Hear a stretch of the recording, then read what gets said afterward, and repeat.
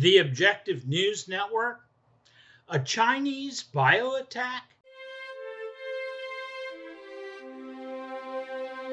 Well, this is a story that you just can't get away from.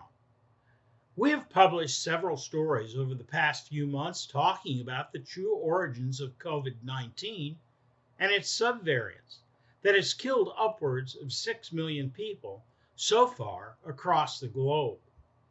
But here's the truly scary part. No one really knows when this will all end because COVID-19 was built to mutate. Mutate means that the virus changes form to become resistant to new vaccines. The same thing can be done with other pathogens like measles. You name the pathogen and it can be genetically engineered. In our past and exclusive reporting here at ONN, we showed you evidence of how this roller coaster of genetic engineering first came about. If you are thinking that the Chinese were the first to genetically engineer COVID-19 and other deadly pathogens, you'd be wrong, maybe even dead wrong. In our series on the origins of COVID-19, we first reported to the American people a nasty old secret that certain U.S. bureaucrats in the intelligence community would rather you didn't know.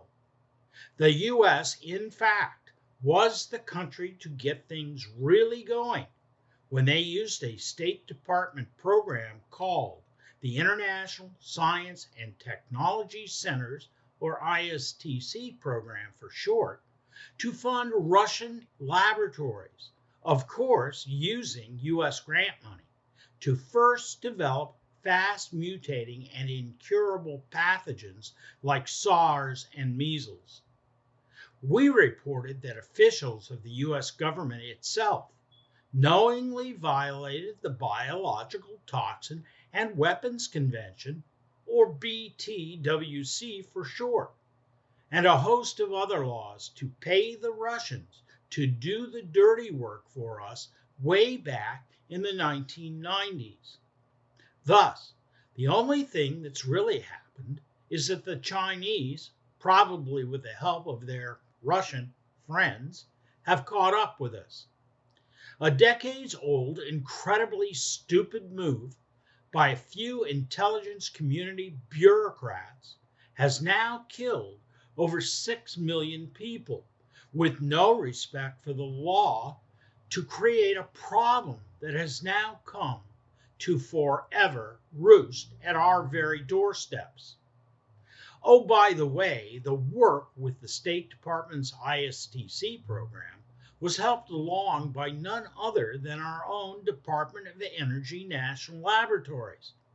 The very same folks that are just now telling everyone that COVID-19 was genetically engineered. Well, there's really no better source of information on the subject, is there? Well, folks, we have now managed to create something far more dangerous than any nuclear weapon. Unlike nuclear weapons that you touch, feel, and see, you can't touch, feel, or see pathogens that are about to infect your body and kill you. But the real story here is that the same U.S. intelligence officials, before they funded the Russians to produce incurable pathogens, were warned not to do it, and they chose to do it anyway. These people bear the responsibility of intentionally opening the door to a new human hell on Earth.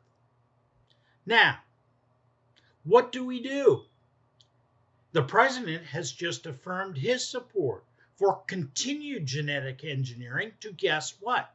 Protect us from future pathogens that can be created in the laboratory by other stupid or greedy humans, like the US, the Chinese, Iran, Russia, North Korea, or who knows who else in the future.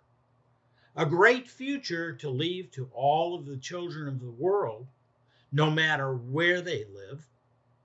No, It's time for our world leaders to pull up their big boy pants and start thinking in terms of the extended order effects of their actions on humankind.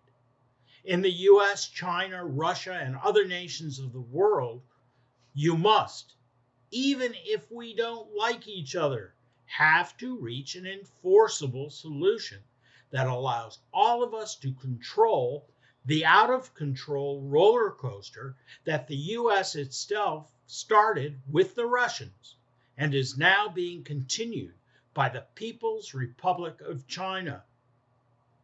A little bit of accountability for those in the US intelligence community who decided to risk all of our lives, resulting in the deaths of millions of other human beings without thinking and intentionally breaking the law, would be good, a necessary deterrent to unilaterally stop breaking the law in order to do very stupid things.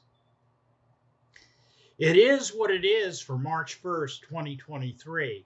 This is John Hnatio reporting for the Objective News Network. We look forward to seeing you the next time.